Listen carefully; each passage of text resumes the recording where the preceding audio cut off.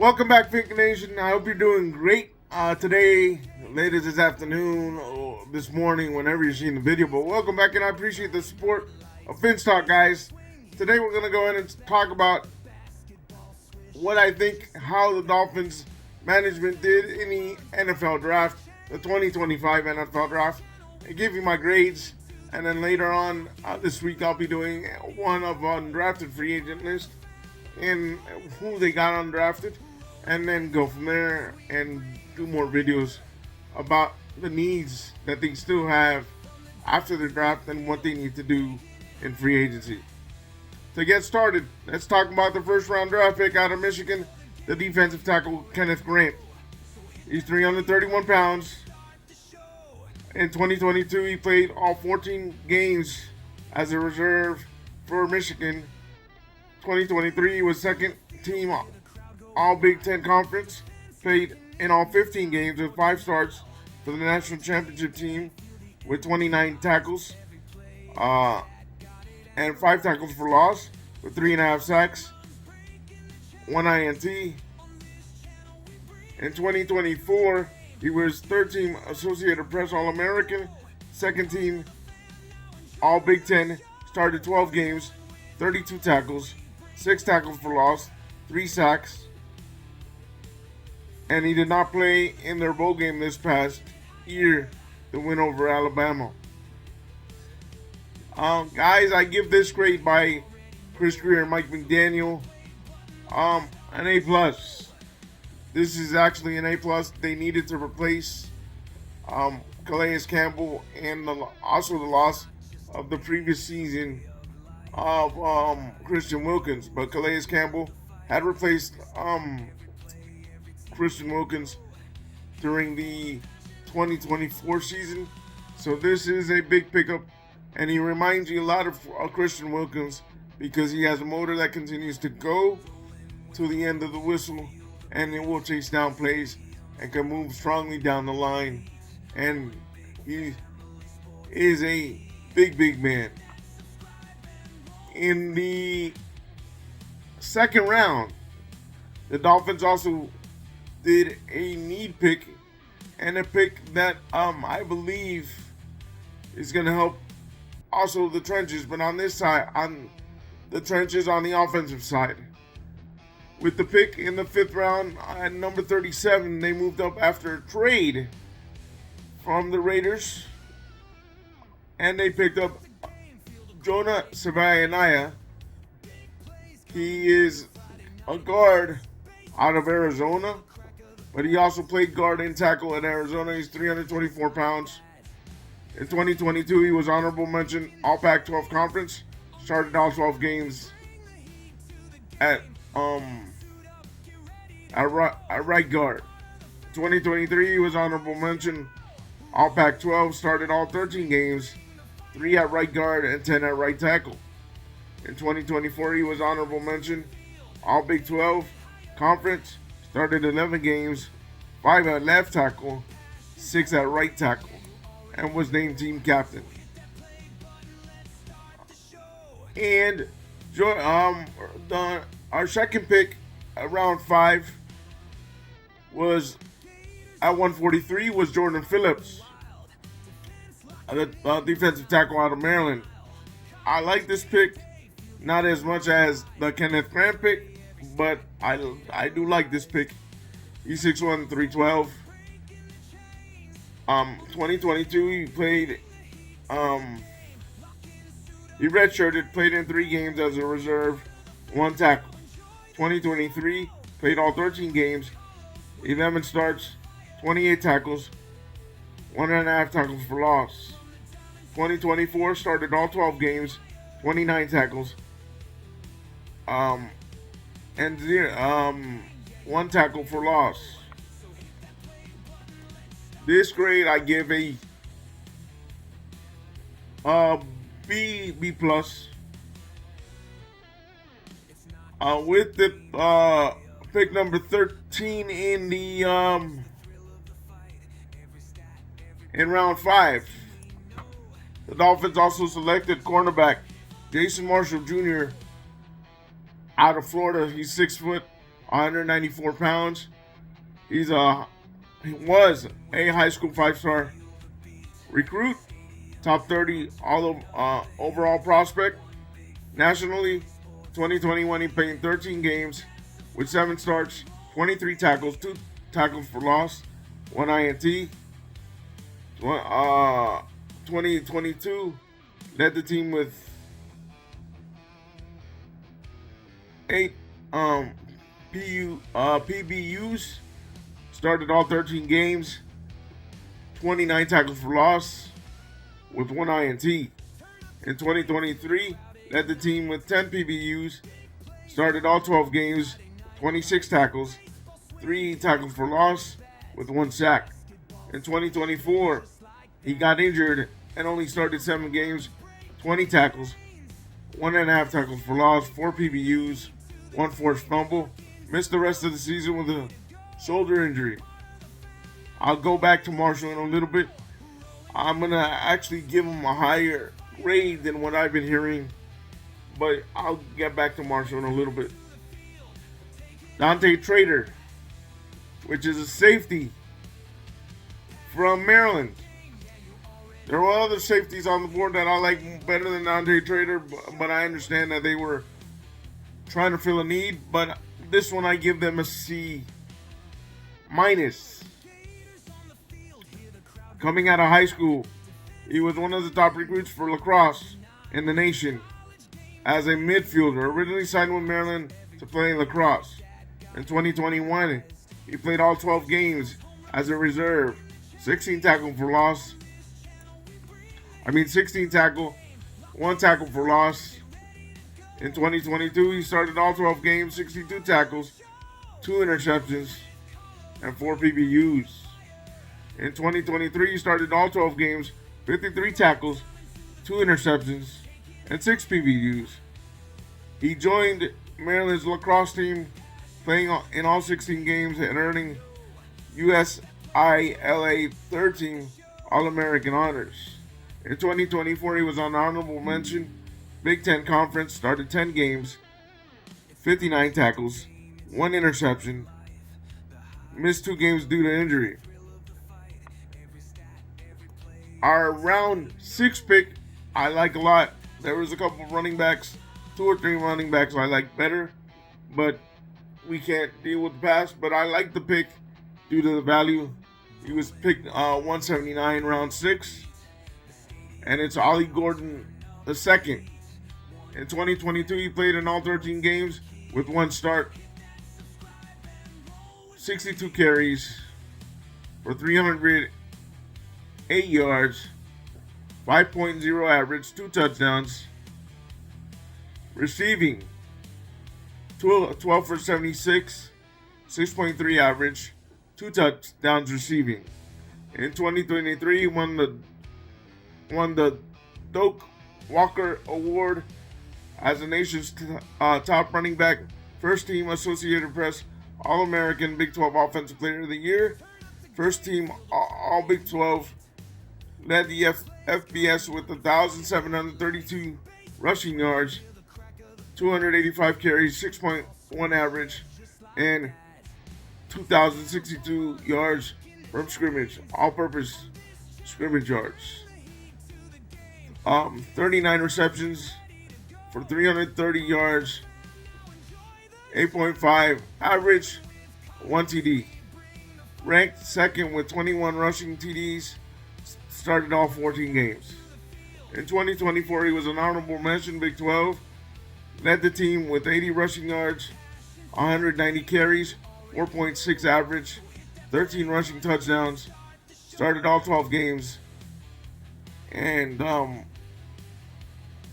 I can see why he fell all the way down to round 6, because he did get in trouble with the law one time in 2024 for DUI. Now round 7, which was one of our last picks, pick number 231, was the quarterback from Texas, Quinn Ewers. Number 1 overall prospect coming out of high school nationally. In 2021, he enrolled in Ohio State in August, reclassifying to the class of 2021 after graduating from high school a year early. In 2022, started 10 games, went for 172 out of 296, 58.1 average for 177 yards, 15 TDs, 6 INTs, 1 rushing TD. Missed 3 games due to a shoulder injury that he suffered against Alabama that year. In 2022, started 10 games. Oh, I already said that. That's the year he missed the game against Alabama. Sorry, guys. 2023, he received an honorable mention All Big 12 Conference, ranked 10th in the FBS with a 69.0 completion rate. Went 272 out of 394 for 3,479 yards, 22 touchdowns, 6 INTs, set a school record with 19 straight completions against Oklahoma, threw for 452 yards, 4 touchdowns against Oklahoma State to help Texas win the Big 12 championship, first time since 2009. This one, due to value, I give them a for Quentin Ewers. In terms of Ollie, which was our lone 6th round pick, I give them a B+. Now our final pick that the Dolphins brass did in the 7th round was Zeke Biggers out of Georgia Tech. Kind of small, has a history of injury also. In 2021, he played 9 games as a reserve, missed the final 2 games due to injury. 2022, played all 12 games as a reserve, 32 tackles, 1 tackle for loss, blocked a kick. 2023, honorable mention All ACC, started all 12 games, 40 tackles, 4 tackles for loss with 1 sack, blocked the kick in 2023. In 2024, honorable mention All ACC, tied for 4th in FBS with 2 block kicks, started 13 games, 23 tackles, 3.5 tackles for loss with 1 sack, 2 block kicks. That grade, I give them really a C+.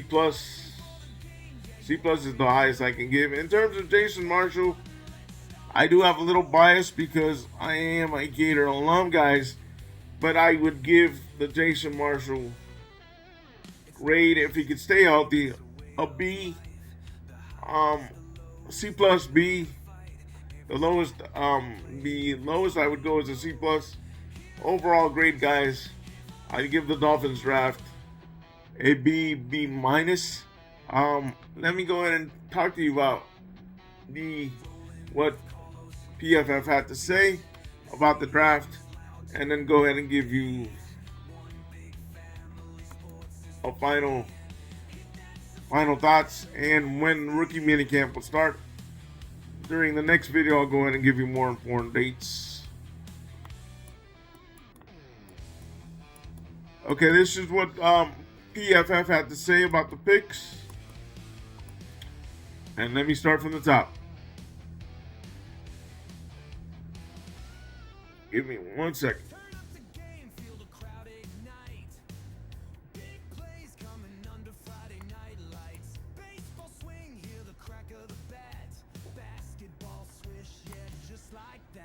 Hold on. Did I lose? Okay, did I lose myself here?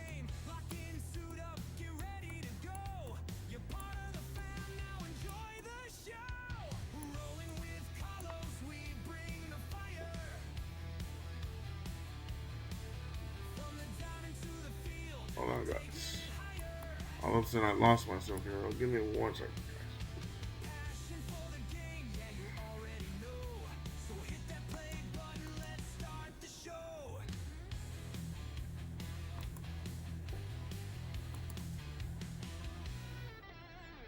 Okay, there we go.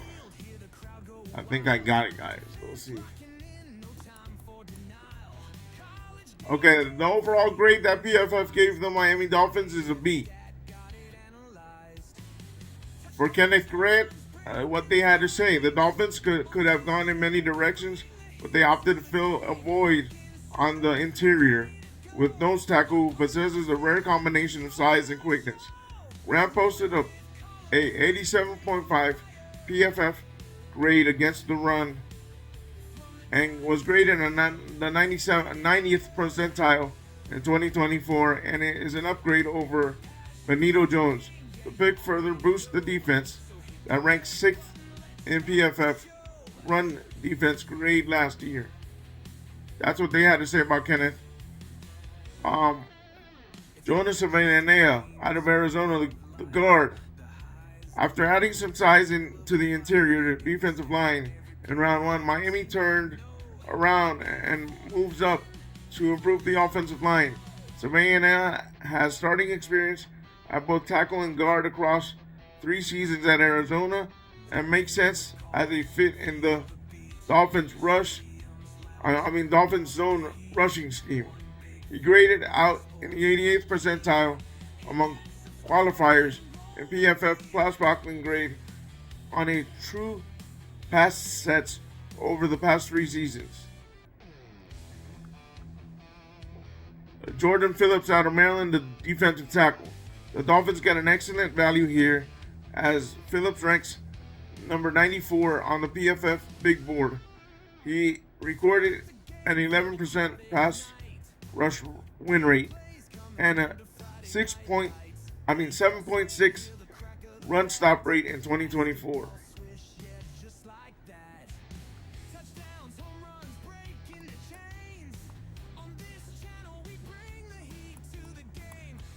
For Jason Marshall Jr. out of Florida, the cornerback, which was pick 150.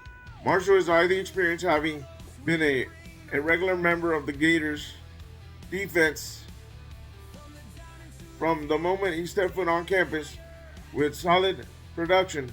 However, he suffered a shoulder injury on a tackle attempt against Kentucky that cost him the final 6 games of the 2024 season. At 6'1" and 201 pounds, Marshall has a good size for the position and could provide an intriguing option for the Dolphins if healthy. That's why I said lowest grade I would give him was a C+, highest grade B minus.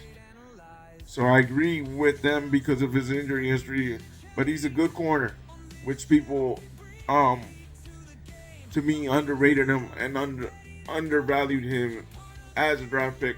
That's just my opinion. Again, I graduated from US, so I may have a different view on Jason Marshall myself because of that. In terms of trader, Miami addresses secondary again with the consecutive picks in the 5th round. Trader has some versatility to play in the box, solid and deep. He improved his tackling woes, reducing his missed tackle rate from 18.3% in 2023 to 4.8% in 2024. Ali Gordon. Gordon's best season at Oklahoma State was 2023 when he ran for 1,732 yards and averaged 6.1 yards per attempt. In 2024, he earned a PFF grade of 75.8, rushing grade on gap runs. Quinn Ewers.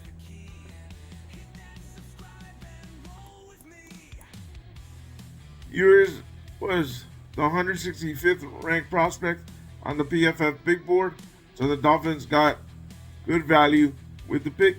He can eventually serve as a backup to Tua Tagovailoa, although Ewers' grades dipped in 2024. His PFF grade in 2024 was 72.5. He earned a very good 86 point PFF grade overall in 2023.